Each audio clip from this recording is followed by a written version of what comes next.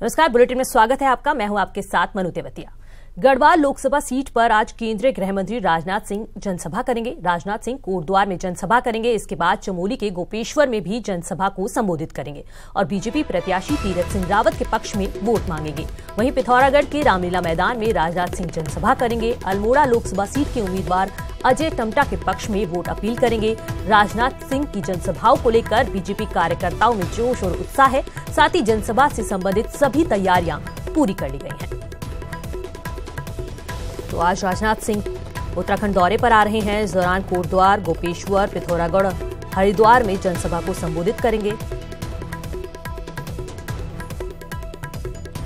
लोगों में जिस तरह का जोश खरोश और मुझे जो रिस्पांस मिल रहा है, बड़े ही उत्साह के साथ यहाँ पर कार्यकर्ता जनता आशीर्वाद देने आएगी। और इसी खबर पर ज्यादा जानकारी के साथ हमारे संवाददाता जुड़ गए हैं दीपांकर, आज राजनाथ सिंह उत्तराखंड दौरे पर आए हैं। ज्यादा से ज्यादा लोगों से बातचीत, ज्यादा से ज्यादा लोगों तक पहुंचने की कोशिश करेंगे। अब बिल्कुल मनु, अब 1 अप्रैल से 9 अप्रैल यानी अगले 9 दिन उत्तराखंड में चुनावी सभाओं का जोर रहेगा और आज राजनाथ सिंह रहेंगे। 4 जगह पर उनकी रैलियां हैं, पिथौरागढ़ में, गोपेश्वर, कोटद्वार और रुड़की के झबरेड़ा में। इसके बाद फिर 3 तारीख को अमित शाह की उत्तरकाशी में रैली। उसके बाद 2 दिन योगी आदित्यनाथ की 4 तारीख को योगी आदित्यनाथ की रैलियां हैं, 2 काशीपुर और रुड़की में। 5 तारीख को प्रधानमंत्री नरेंद्र मोदी की देहरादून में। फिर 6 तारीख को कांग्रेस के राष्ट्रीय अध्यक्ष राहुल गांधी की 3 जनसभाएं हैं, जो श्रीनगर, अल्मोड़ा और हरिद्वार में। तो कुल मिलाकर अगले 9 दिन दोनों तरफ से, बीजेपी और कांग्रेस की तरफ से चुनावी जनसभाओं का दौर रहेगा, वोटरों को लुभाने का दौर रहेगा। और ये कैंपेन, अब जिसे कहते हैं चुनाव उठना शुरू होगा यहां से। तो अब आज से ये शुरुआत होगी राजनाथ सिंह के दौरे से। दीपांकर, जैसे पिछली बार हमने देखा कि पीएम नरेंद्र मोदी ने जनसभा की, उस दौरान उन्होंने सैनिकों को लेकर बात आगे कही कि सैनिकों के अपमान, सैनिकों के सम्मान के लिए बीजेपी खासकर आगे रहती है। तो क्या लगता है कि राजनाथ सिंह भी इसी को लेकर आगे बढ़ावा देंगे? बिल्कुल, गृह मंत्री हैं देश के। और यूपी जब अविभाजित था, जब उत्तर प्रदेश का हिस्सा रहा उत्तराखंड, उस वक्त मुख्यमंत्री भी रहे। तो राजनाथ सिंह जानते हैं कि उत्तराखंड की स्थितियां किस तरीके की हैं, पर्वतीय राज्य है। तो ये बात जरूर उनसे सुनने को मिल सकती है। वो समझते हैं कि उत्तराखंड की परिस्थितियां क्या है। तो बीजेपी के मंत्री होने के नाते, गृह मंत्री होने के नाते जरूर उनकी बातों में शामिल रहेगा। इससे पहले गृह मंत्री रहते हुए उन्होंने कई बार यहाँ के सीमाई इलाकों का दौरा भी किया, बॉर्डर इलाकों में गए, वहां पर देखा कि किस तरह दिक्कत है, चाहे यहाँ से चीन की सीमा लगती हो या नेपाल का बॉर्डर लगता हो। तो इन सभी को लेकर उम्मीद है कि राजनाथ सिंह चमोली, गोपेश्वर में जब होंगे या पिथौरागढ़ में जब होंगे, और खास बात ये रैलियां उनकी इस वजह से भी शायद ये इन जगहों पर लगाई गई हों क्योंकि बॉर्डर के इलाके हैं। तो यहां पर वो सैनिकों वाली बात और सुरक्षा की बात जरूर करें, इसकी उम्मीद है। दीपांकर, अगर अल्मोड़ा सीट की बात करें तो आपको क्या लगता है कि बीजेपी प्रत्याशी तीरथ सिंह रावत के लिए चुनौती है या फिर पहली बार चुनाव लड़ रहे मनीष खंडूड़ी के लिए? पौड़ी लोकसभा सीट एक महत्वपूर्ण लोकसभा सीट है उत्तराखंड की 5 लोकसभा सीटों में से। और यहां पर तीरथ सिंह रावत और मनीष खंडूड़ी जो कांग्रेस के उम्मीदवार है, बीजेपी से तीरथ सिंह रावत, दोनों एक जो खंडूड़ी रहे पूर्व सीएम, उनकी लेगेसी को लेकर आगे बढ़ रहे। एक बेटे हैं तो दूसरे उनके शिष्य हैं। ऐसे में बीजेपी खंडूरी के नाम को सेना से जोड़कर रखना चाहती है और नहीं चाहती कि ये संदेश कम से कम लोगों के बीच जाए कि सेना का अपमान हुआ है या खंडूरी को टिकट ना दे के सैनिकों का अपमान हुआ है। तो उसको डिफेंड करना है बीजेपी को, जबकि कांग्रेस इसी को मुद्दा बना रही है पौड़ी लोकसभा सीट पर कि अगर आप सैनिकों का सम्मान करती थी बीजेपी, तो भुवन चंद खंडूरी का टिकट क्यों काटा गया? तो और रक्षा समिति से जिस तरीके से उन्हें 2018 में हटाया गया। तो कुल मिलाकर भुवन चंद खंडूरी सेना के सम्मान का इशू है और दोनों पार्टियां उनको वहां मुद्दा बनाने के मूड में। बीजेपी जहां खुद को डिफेंड करेगी खंडूरी को टिकट ना देने को, तो कांग्रेस टिकट ना देने को ही यहां पर आक्रामक रूप से उठा रही है। मनु जी, दीपांकर, बहुत बहुत धन्यवाद आपका इस तमाम पूरी जानकारी के लिए कि राजनाथ सिंह आज उत्तराखंड दौरे पर आ रहे हैं और ज्यादा से ज्यादा लोगों को लुभाने की कोशिश करेंगे। न्यूज 18 के खास शो एजेंडा इंडिया में रक्षा मंत्री निर्मला सीतारमण ने पाकिस्तान को झूठा बताते हुए कहा कि उसी देश में बैठकर आतंकियों के आका पुलवामा जैसे हमले की जिम्मेदारी लेते हैं और पाकिस्तान लगातार सबूत की मांग करता है। पाकिस्तान के लगातार झूठ बोलने का ही नतीजा है कि वो अंतर्राष्ट्रीय पटल पर अलग थलग हो गया है। 2016 surgical strikes, 2019 aerial strikes, you have set a new template. I'm trying to understand But this hasn't really acted as a deterrent. A habitual breaker of law, that is Pakistan, repeatedly uses non-state actors to propagate violence. Distances itself, saying we've not done it, our men in uniform have not done it. But that has been supported by the men in uniform in Pakistan is now globally known. So, for a country which repeatedly violates international norms of bilateral relationship or interstate border related matters, you have a fact before you. So by repeatedly naming them and repeatedly isolating them in international fora, we are only telling Pakistan, sorry, we are not any longer going to sit and watch you fail in your own promise. Every incident has seen Pakistan say, no, we'll take care of it, give us the proof, we'll make sure such things don't happen, but we don't have any camps. You give the proof, you wait, they don't act. Haven't you seen that happening repeatedly? Even this time in Pulwama.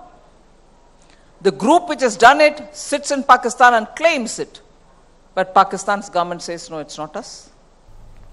So, by repeatedly naming and also isolating them in the international fora, you're only making it obvious.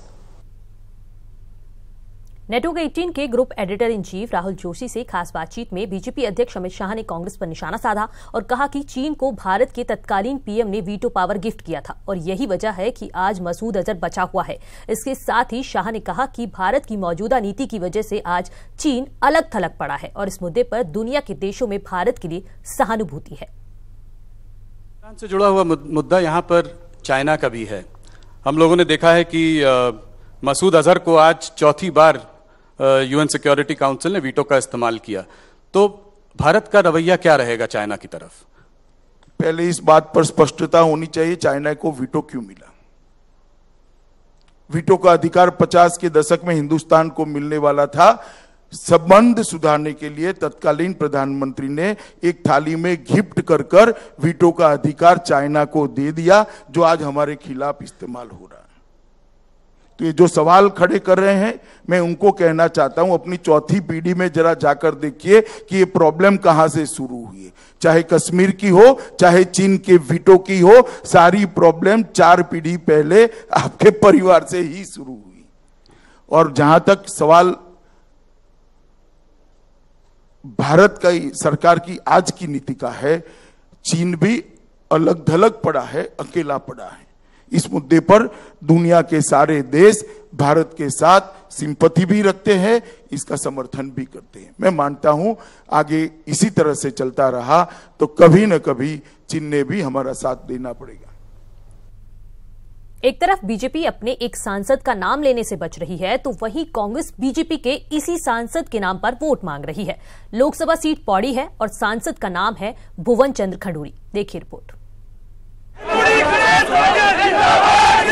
कि मनीष खंडूरी का आना और जीतना दोनों एक साथ तय हो गए। खंडूरी के सम्मान में मनीष भाई मैदान में।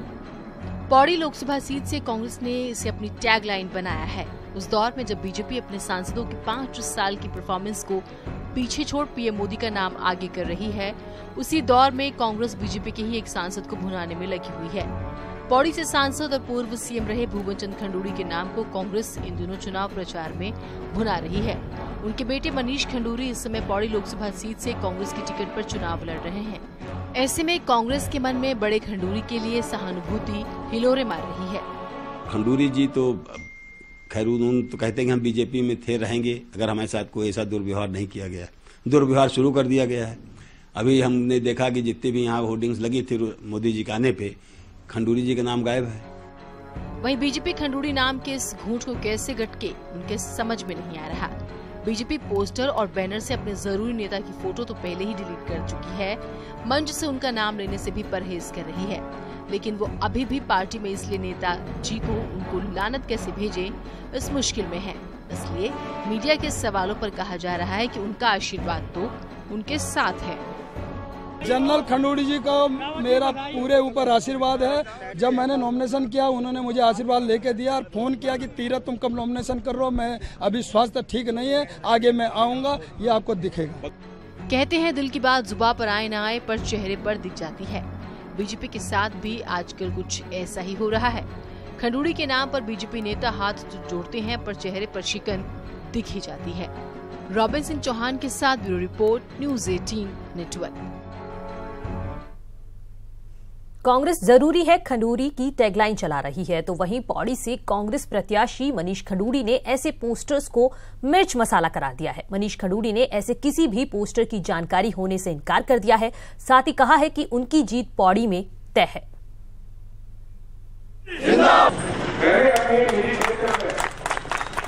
और देखिए, मुझे मैं बड़ी विनम्रता से कहूँगा कि इस तरह का जोश, इस तरह की खुशी मैंने शायद ही कभी पहले देखी है। तो ये भार भी है मुझ पर बहुत कि जितना विश्वास लोग कर रहे हैं उसको मैं निभा पाऊँ। पैम्फलेट किसने छपाए, कैसे छपे, वो मुझे पता नहीं है, बट मैं आपको ये कहूँगा जो मैंने पहले कह चुका हूँ कि ये सब मिर्च मसाला है और मेरा ये जवाब रहेगा आपके लिए। पूर्व विधानसभा अध्यक्ष और कांग्रेस के वरिष्ठ विधायक गोविंद सिंह कुंजवाल का दावा है कि कुमाऊं की नैनीताल और अल्मोड़ा की लोकसभा सीट में कांग्रेस के लिए अच्छा माहौल है और दोनों सीटें कांग्रेस जीतने जा रही है। कुंजवाल का दावा है कि केंद्र की मोदी सरकार से परेशान जनता कांग्रेस के पक्ष में ही मतदान करने जा रही है। मोदी जी ने जिस तरह से देशवासियों को ठगा है, हर चीज में झूठ बोली है, वो हर मतदाता के मन में बैठ गया है और वो मोदी को हटाना चाहते हैं। पूरी हवा जो है कांग्रेस के पक्ष में है, क्योंकि मैं पूरे अल्मोड़ा पिथौरागढ़ घूम करके, हल्द्वानी पहले भी रहा, फिर हल्द्वानी आ रहा हूं, तो पूरी हवा कांग्रेस के पक्ष में। बीजेपी और कांग्रेस के नेता जितना जोर चुनाव प्रचार में लगा रहे हैं, उससे कहीं ज्यादा ध्यान जोड़ तोड़ में भी है। नैनीताल लोकसभा में पार्टियां कैसे चुनावी माहौल बनाने में जुटी हैं, इस रिपोर्ट में देखिए। नैनीताल लोकसभा में माला डालने और टोपी पहनाने का जैसे बीजेपी और कांग्रेस में कंपटीशन चल पड़ा है। कांग्रेस महासचिव और प्रत्याशी हरीश रावत के दिन की शुरुआत रोजाना कुछ लोगों के गलों में माला डालकर हो रही है, तो वहीं बीजेपी भी गांव-गांव जाकर लोगों को मोदी के नाम की माला पहना रही है। तूफान बीजेपी के पक्ष में आ गया है, तूफान नहीं आंधी आ गई है। लोग कांग्रेस को छोड़ के भारतीय जनता पार्टी में आ रहे हैं, ऐसा वातावरण पहले कभी हमने नहीं देखा है। हालांकि कांग्रेस का दावा है कि बीजेपी अपने ही कार्यकर्ताओं को पार्टी टोपी और माला पहनाकर माहौल बनाने की कोशिश कर रही है। भाजपा के लोगों का ही कांग्रेसीकरण करके उनको आपके माध्यम से परोसने की कोशिश कर रहे हैं, जबकि हमारी पार्टी में प्रतिदिन जो है दूसरी पार्टियों से आकर के लोग सम्मिलित हो रहे हैं। माला और टोपी के जरिए दोनों ही पार्टियां कुल मिलाकर अपना चुनावी चूल्हा गर्म करने की फिराक में हैं। लेकिन चुनावी बेला में पराये से अपने बने ये लोग कितनी फिजा बदलेंगे, ये बड़ा सवाल है। हल्द्वानी से न्यूज़ 18 के लिए शैलेंद्र नेगी की रिपोर्ट। अल्मोड़ा पिथौरागढ़ लोकसभा सीट में कम उम्मीदवारों की मौजूदगी ने पिछले 30 सालों का रिकॉर्ड तोड़ दिया है। आलम यह है कि इस लोकसभा में इस बार मुख्य राजनीतिक दलों समेत मात्र 6 उम्मीदवार ही मैदान में हैं, जो पूरे राज्य में सबसे कम है। सूबे की इकलौती आरक्षित लोकसभा में इस बार दावेदारों की संख्या पिछले 3 दशकों में सबसे कम पहुंच गई है। कांग्रेस के प्रदीप टमटा, बीजेपी के अजय टमटा, बीएसपी के सुंदर धोनी, यूकेडी के केएल आर्या, यूकेडी की द्रौपदी वर्मा और यूपीपी की विमला देवी अल्मोड़ा से मैदान में हैं। संख्या के लिहाज से देखें तो उत्तराखंड की 5 लोकसभा में अल्मोड़ा सबसे पीछे है। नैनीताल में जहां 7 उम्मीदवार मैदान में हैं, तो पौड़ी में 9, टिहरी में 15 और हरिद्वार में भी 15 उम्मीदवार अपना भाग्य आजमा रहे हैं। इस बार हमारे सिर्फ 6 ही प्रत्याशी यहाँ पे उसमें है और इसमें कोशिश हमेशा यही रहती है कि बाकी सीट से कंपैरिजन किया जाए, तो बाकी सीट्स के कंपैरिजन में उत्तराखंड में हमारे सबसे कम प्रत्याशी अल्मोड़ा संसदीय क्षेत्र में हैं। अल्मोड़ा लोकसभा में 1991 में 18 उम्मीदवार मैदान में थे, 1996 में 14, 1998 में 7 प्रत्याशियों ने यहाँ भाग्य आजमाया, 99 में 10 और 2004 में 9 प्रत्याशी मैदान में थे, जबकि 2014 में भी 9 ही उम्मीदवार मैदान में थे। आंकड़े इस बात की तस्दीक कर रहे हैं कि 2009 में अल्मोड़ा लोकसभा सीट आरक्षित होने के बाद दावेदारों की संख्या में लगातार कमी आई है, लेकिन आंकड़ा 6 प्रत्याशियों तक सिमट जाना हैरानी भरा है। कॉन्स्टिट्यूंसी के लिए 15,000 रुपए जमानत राशि रखी गई है। यहाँ के पहाड़ी इलाकों के लिए 15,000 रुपए धनराशि जमा करना किसी भी व्यक्ति के लिए बहुत ज्यादा है, इसलिए यह निर्दलीय भी इस तरह से मैदान में नहीं उतरते हैं, इसलिए संख्या हमेशा कम ही रहेगी। अल्मोड़ा सूबे की इकलौती एक ऐसी सीट है जहां पर इस बार कोई भी निर्दलीय प्रत्याशी मैदान में नहीं है। दावेदारों की कमी की तमाम वजह हैं, लेकिन एक खास वजह ये भी है कि यहाँ पर कुछ मौकों को छोड़ते हैं तो मुख्य मुकाबला बीजेपी और कांग्रेस के बीच ही रहा है। ऐसे में जीत की गुंजाइश जब न के बराबर हो तो कोई चुनावी अखाड़े में आखिर कूदे भी क्यों। न्यूज़ 18 के लिए अल्मोड़ा से किशन जोशी के साथ पिथौरागढ़ से विजयवर्धन उप्रेती की रिपोर्ट। सांसद आदर्श ग्राम योजना के तहत गोद लिए गए गांव की सुध लेने वाला कोई नहीं है। बीजेपी सांसद और सूबे के पूर्व मुख्यमंत्री भुवन चंद्र खडूड़ी के गोद लिए गांव का क्या है हाल, इस रिपोर्ट में देखिए।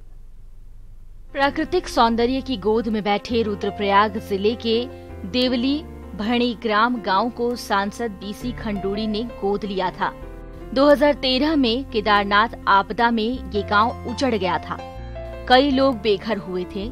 54 से ज्यादा लोगों की मौत हुई थी। सांसद का लक्ष्य था गांव में बिजली, पानी, सड़क और साफ सफाई की बेहतर सुविधा बहाल कर उसे आदर्श ग्राम बनाया जाएगा और आपदा में तबाह लोगों की मदद की जाएगी। लेकिन गांव को गोद लिए हुए 4 साल हो गए। ग्रामीणों का कहना है कि कोई देखने वाला नहीं है। 4 साल से अभी तक सांसद जी इधर नहीं आए हैं और जो उम्मीदें थी हमें सांसद जी से ग्राम सभा गोद लेने से, वो अभी तक जीरो है।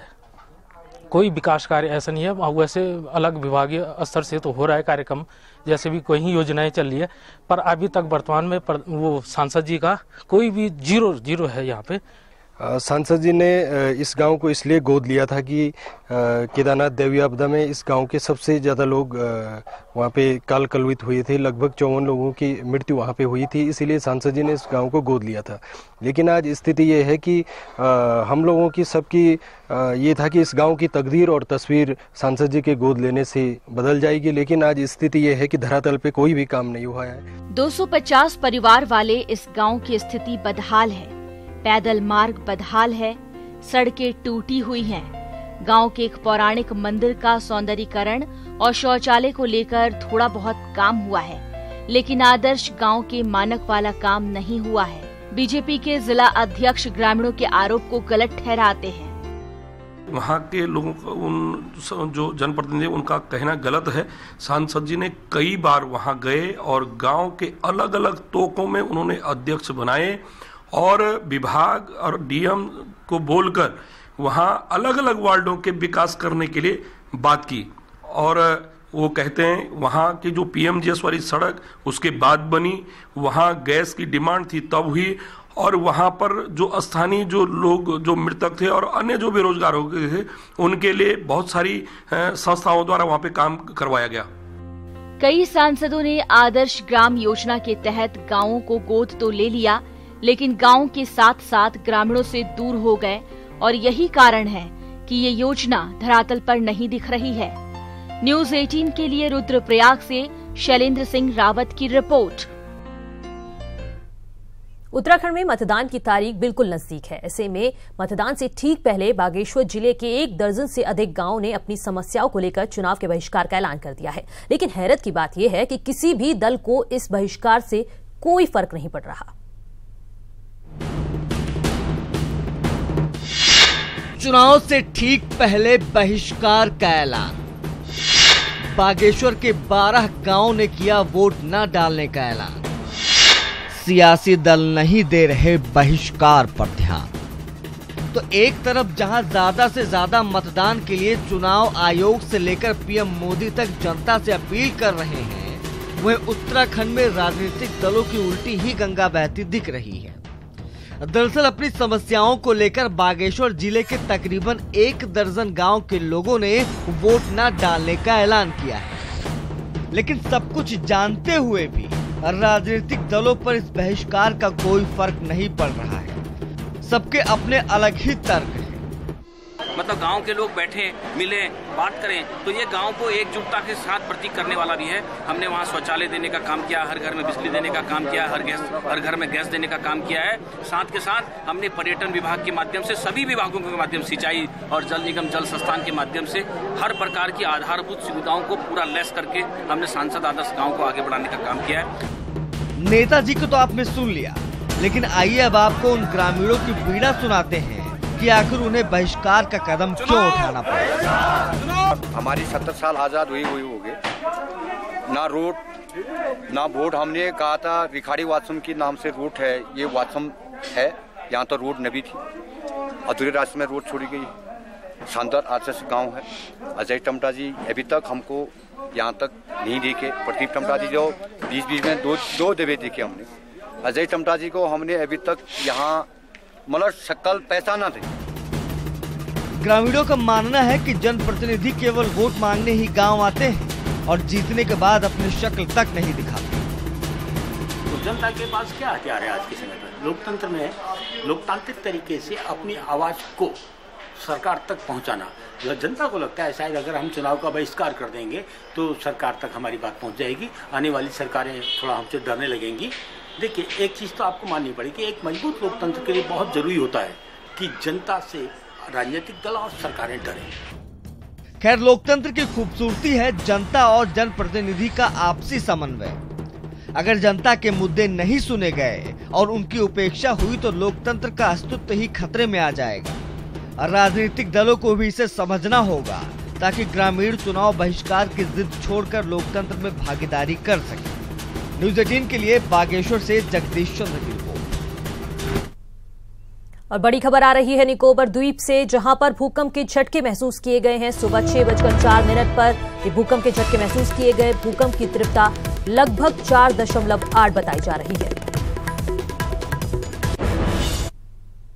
वहीं यूपी के गोरखपुर से बड़ी खबर आ रही है। यहां पर एक भीषण सड़क हादसे में 4 लोगों की मौत हो गई है। यह हादसा बेकाबू कार के पेड़ से टकराने से हुआ। घटना केपीआरगंज के करमेनी क्षेत्र की है। मृतकों में केपीआरगंज के रहने वाले 3 युवक और 1 युवक फैजाबाद का रहने वाला है।